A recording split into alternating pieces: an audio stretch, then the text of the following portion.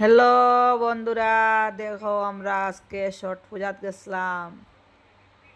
আমরা হায়দ্রাবাদে ছট পূজার দেখো কত সুন্দর আর কত মানুষ। এখানে তো নদী নাই, এটা এখানেও একটা ফিশারির মধ্যে সব লামছে, কত মানুষ। আর সবে একটা লাইক করো আর আমার এই পেজটাকে সবাই সাবস্ক্রাইব করে পাশে থাকো।